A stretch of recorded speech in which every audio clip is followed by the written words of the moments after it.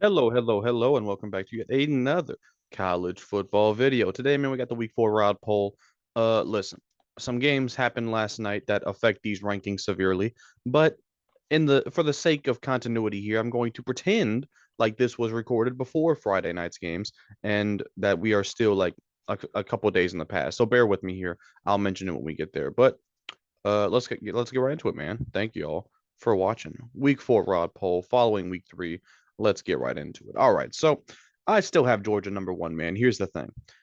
We have seen now for 3 years in a row, Georgia has struggled on the road against a not very good SEC team. I'll break it down for you.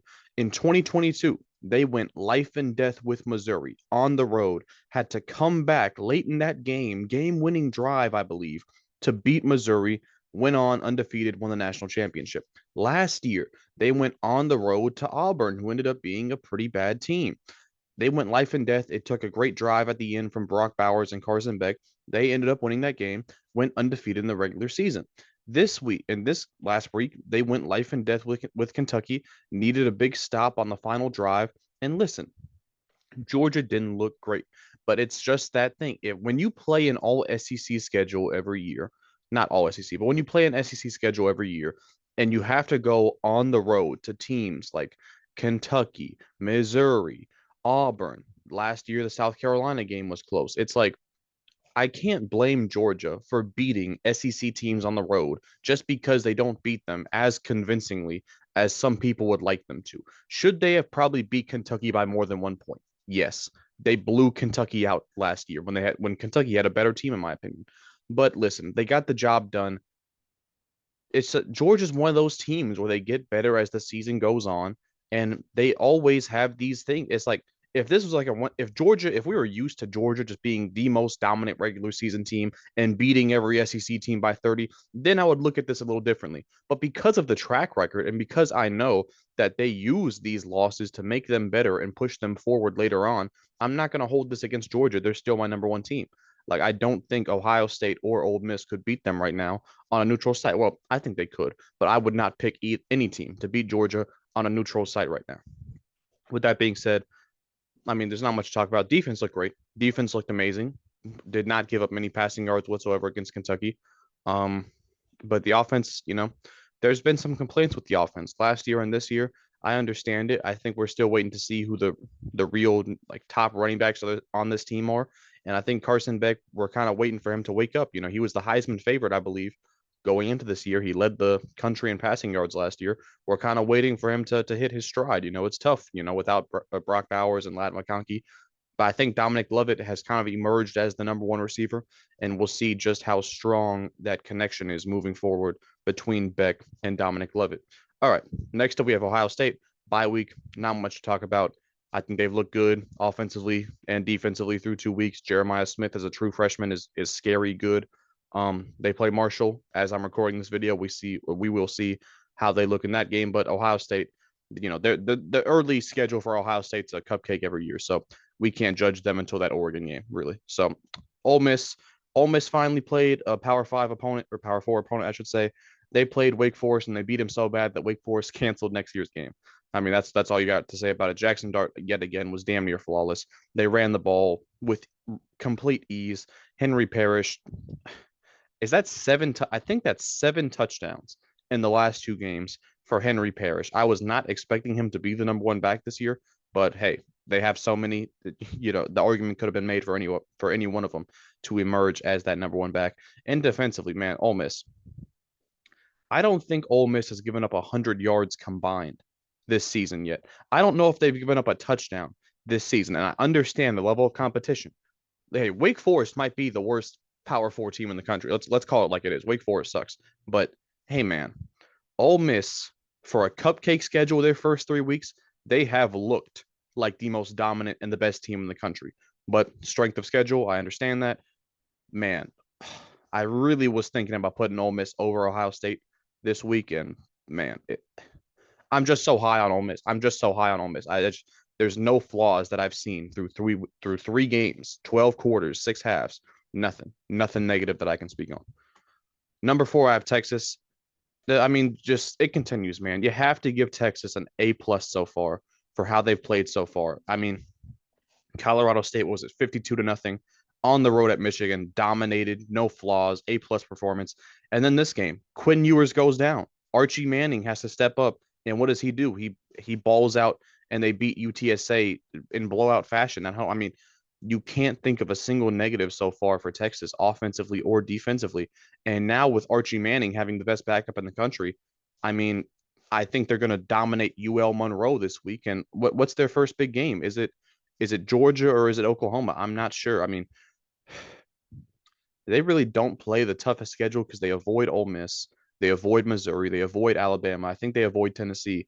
Their only real big game remaining is Georgia, and I guess Oklahoma as well. That'll be a top 12, top 15 matchup. But yeah, man, Texas, they just look good, man. They look flawless right now. I can't. The receivers, all the new receivers that I was talking about, where I was skeptical, they all look good, man. They all look good defensively.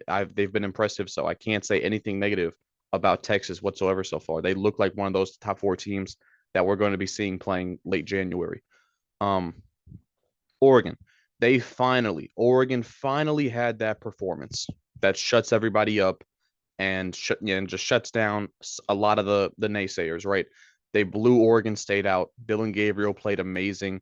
They finally, I've been begging for them to just commit to the run game and just run it down somebody's throat, and that's what they did against Oregon State. They ran the ball flawlessly.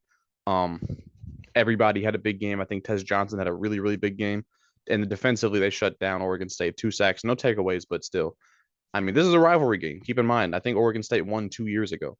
So this is a rivalry game, and Oregon handled business. And now it looks like we're going to start to get a Oregon team who's mad, who's motivated. And if they start getting in their rhythm and their flow, that Oregon Ohio State game is going to be absolute. Think about this, guys. In my top five, right, we have Georgia, Ohio State, Ole Miss, Texas, Oregon. They all play each other. Georgia plays Ole Miss and Texas. Ohio State plays Oregon. Like these all of my top five, they're going to be tested. You cannot say any of these top five are going to play a cupcake schedule because they all play each other in one way or another. Now, number six, we have Missouri. Missouri's the only one who doesn't really face a big test. They do play Alabama on the road, I believe. And I think they might also play Tennessee. I'm not sure. That'll be a great game if they play Tennessee as well. But listen, they had a little bit of a scrap this week. They had their toughest game by a mile so far against Boston College. I might have been underrating Boston College a little. I was very impressed with how Boston College looked on the road at Missouri, but I also was impressed by Missouri um, not getting overwhelmed, staying composed, and taking care of business. Brady Cook played well. They ran the ball effectively.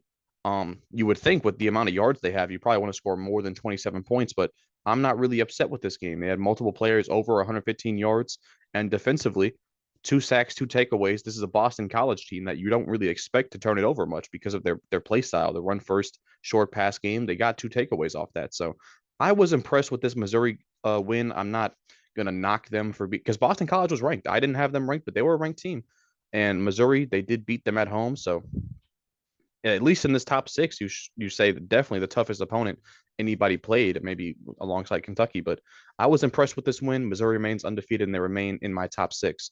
Number seven, I have Miami. They beat Ball State. Obviously, Cam Ward looked great. They ran the ball well. It's Ball State. Last week they blew the brakes off Florida A&M as well. I'm waiting for Miami to play a real opponent. So, nothing. I'm talking too fast. Nothing much to say. Miami looked dominant. They remained at seven for me. Same for Tennessee. They blew the brakes off Kent State so hard. I thought the game should have been stopped after the third quarter. It was embarrassing for Kent State, but yeah, Tennessee nearly 500 rushing yards, 6 touchdowns. Dylan Sampson has been on this thing every single week. The guy's an absolute monster. And if they can keep, by the way, if they can keep Dylan Sampson next year and convince him to return to Tennessee, Tennessee might be my pick, or at least a dark horse pick for the national championship because Dylan Sampson is just such a ridiculous talent at the running back position. And defensively, Tennessee defensively, man. I said it before, I'll say it again. 2022, they just had the pass game and had a lackluster run game and no defense. 2022, they had a great run, or sorry, 2023, they had a great run game and a great defense, but were missing the passing attack. This year, they look like they have it all. They look like the total package this year. And if they beat Alabama, they should be an absolute lock for the college football playoff. But yeah, they beat Kent State. I cannot overreact to this game. Number 9, we have Alabama. See, this is tough, right? Because you go on the road and you beat Wisconsin.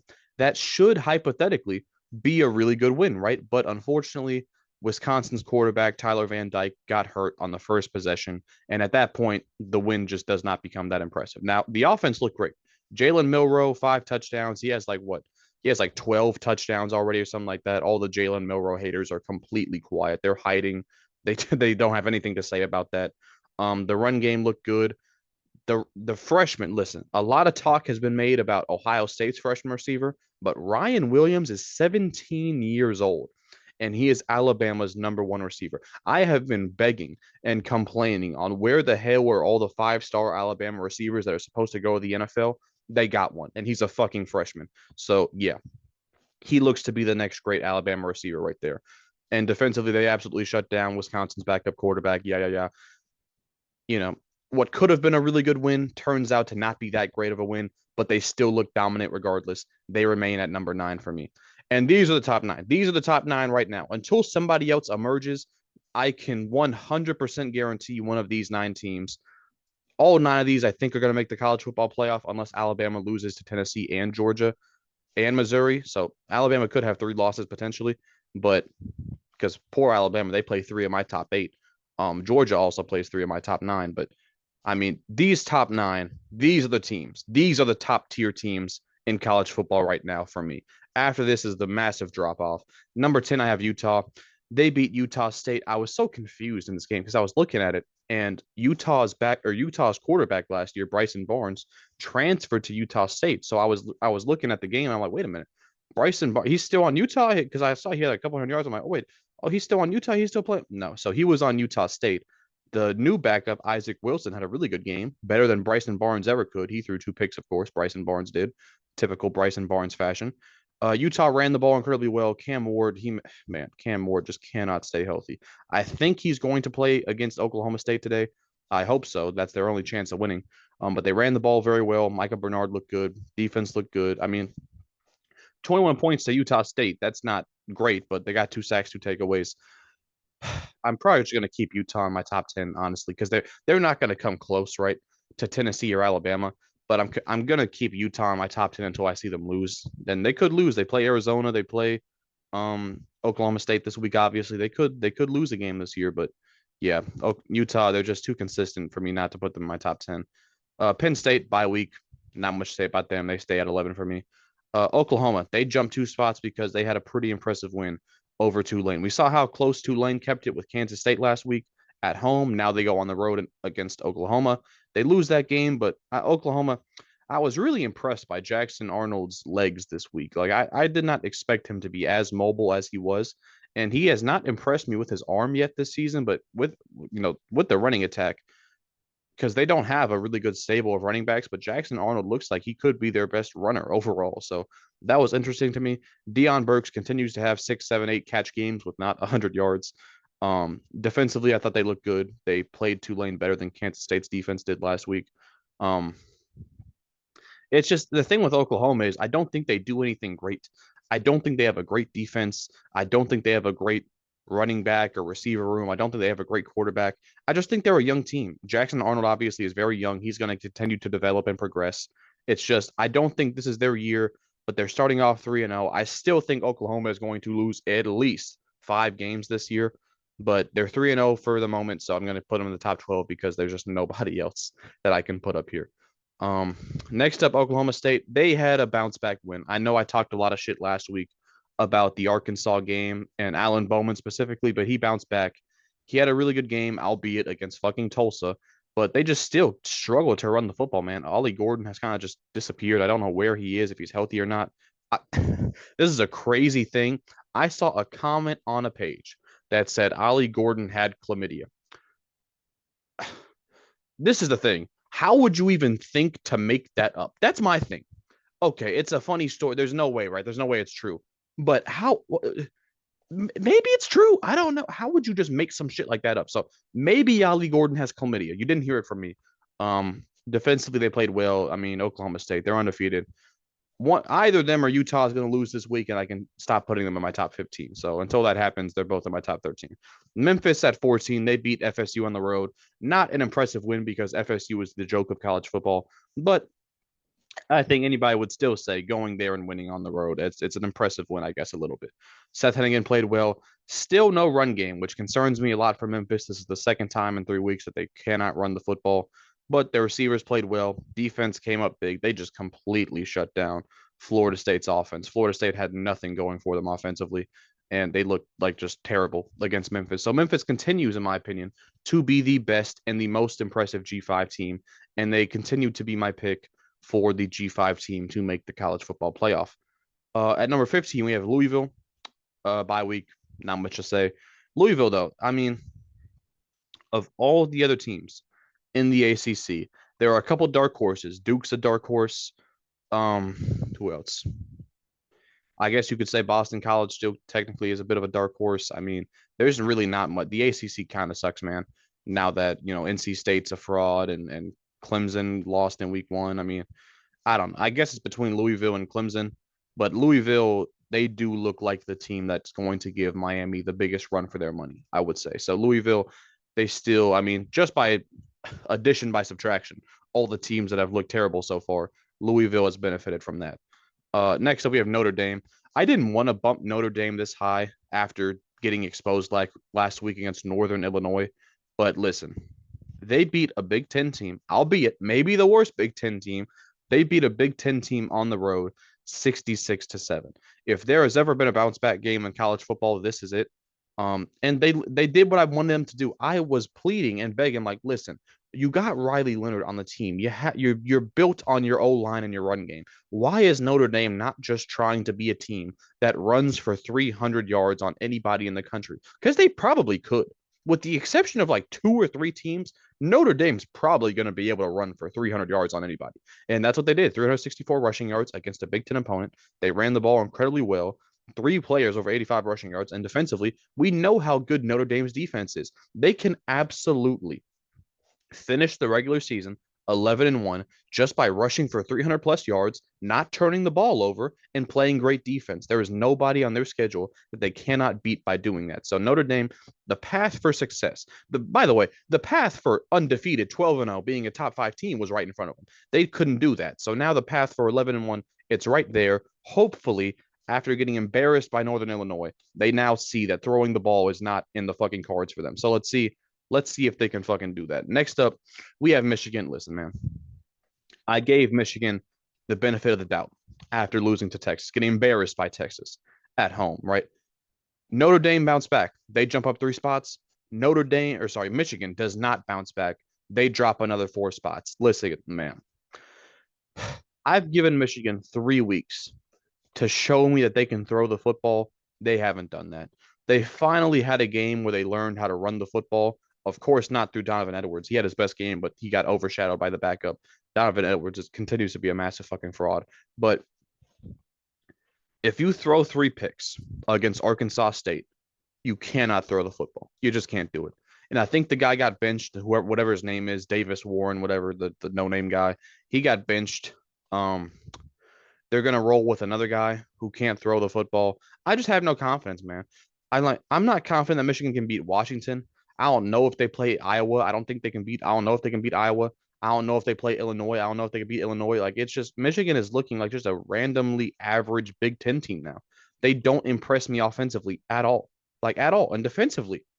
I mean, they controlled this game. They gave up 2 late touchdowns, I think, to Arkansas State, but it's like, man, you just gotta look better.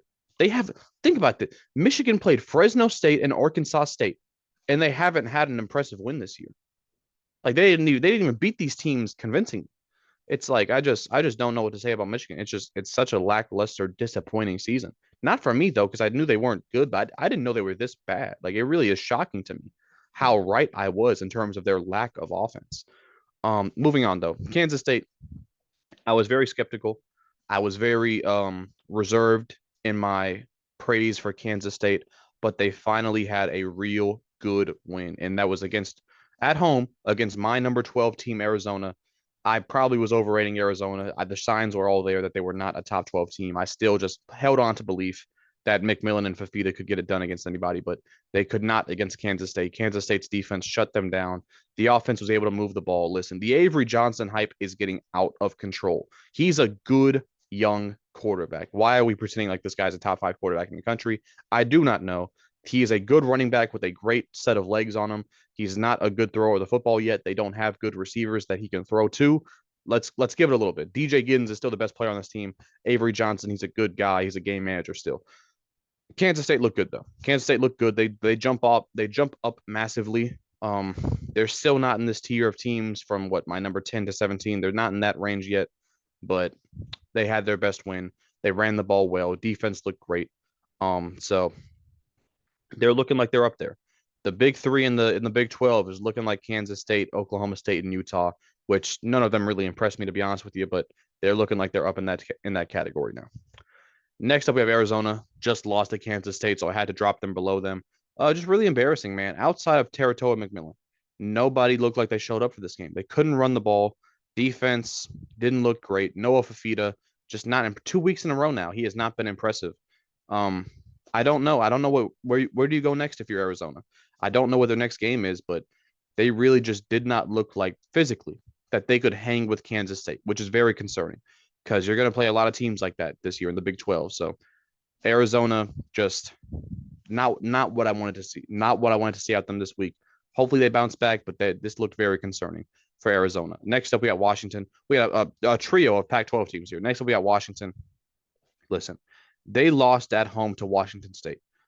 They should be completely out of my rankings if I'm being logical here. However, I understand that they moved the ball with ease. They had over 400 yards of offense against Washington State.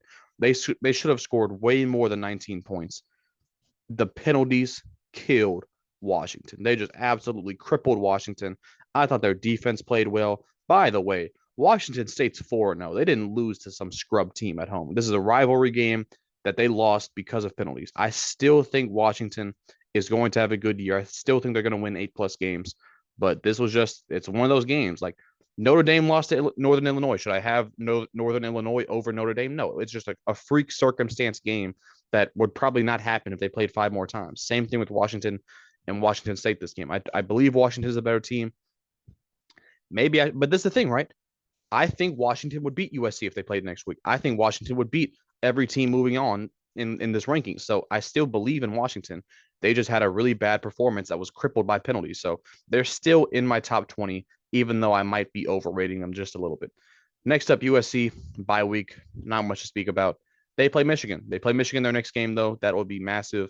They play today, actually, I think, right? So we'll see. We'll see how they look against Michigan. And if they beat Michigan, I will put USC in my top 15, 16, because that will be a very impressive win.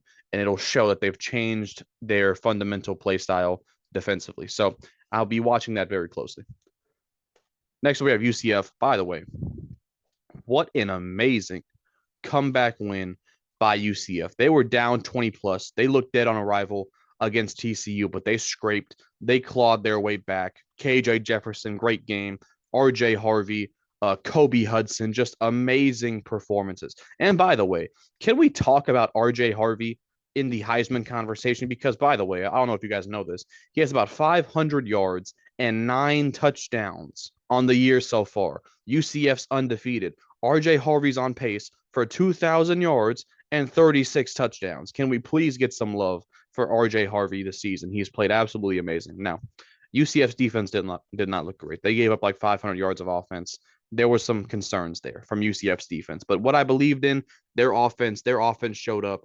They moved the ball incredibly well. RJ Hart, they have stars. They have stars on this team. KJ Jefferson, RJ Harvey, Kobe Hudson. Those guys are stars, and they showed up big, and they managed to scrape by. The first Big 12 game of the season was absolute cinema. So shout out to UCF remaining undefeated.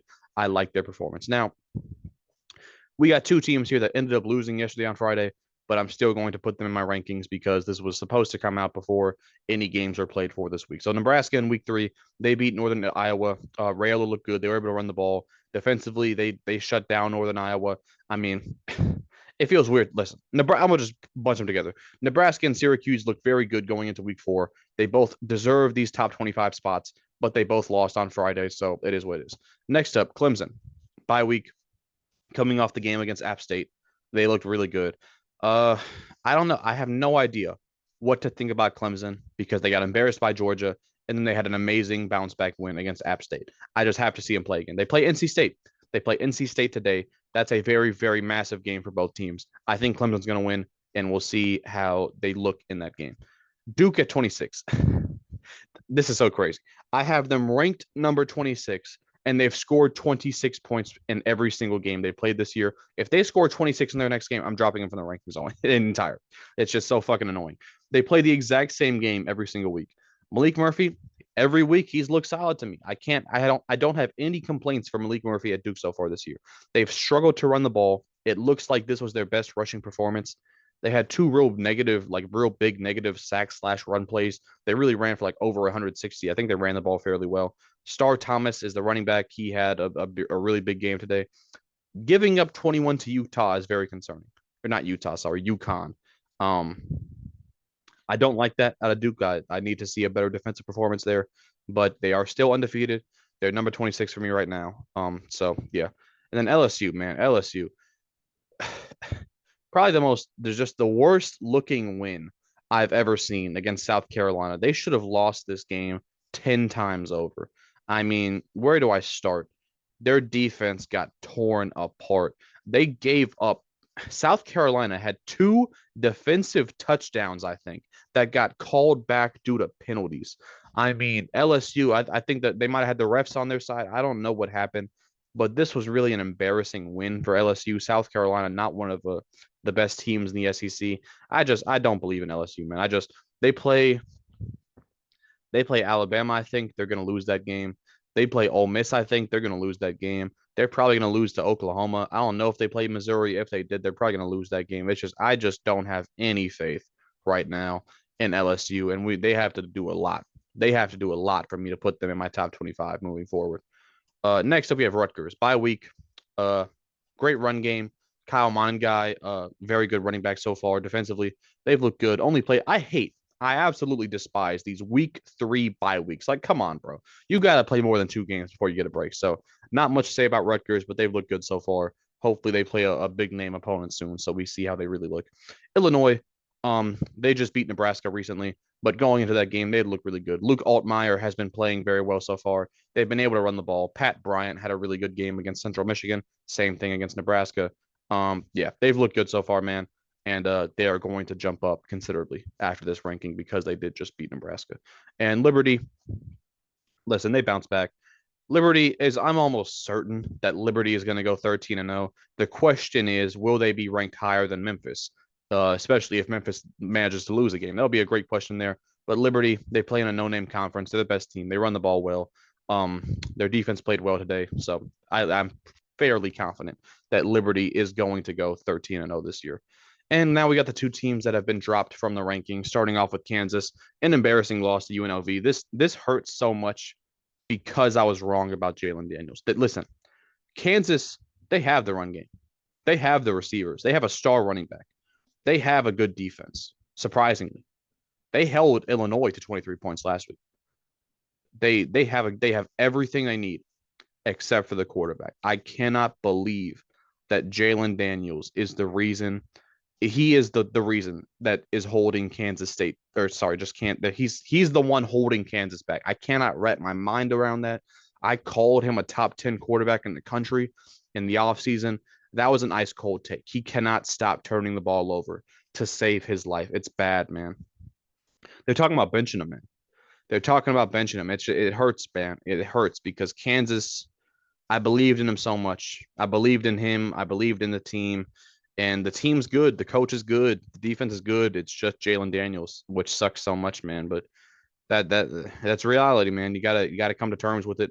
Jalen Daniels is not as good as I thought he was. And then NC State quarterback got hurt. NC State's they're frauds, man. I can't accept they're gonna lose to Clemson this week. And I was both these teams, man. I was so high on both these teams, and I was dead wrong about both of them. I had NC State going 11 and 1, bro. I had them going 11 and 1. And yeah, that is not going to happen. That is not going to happen this year. I'll be shocked if they win 9 games. Same for Kansas. I'll be shocked if they win 8 games. So a couple victims, a couple victims here. to start the college football year. But that's gonna be it for this video, man. Leave a like if you enjoy, subscribe if you're new, and I will see y'all on the next one. Peace.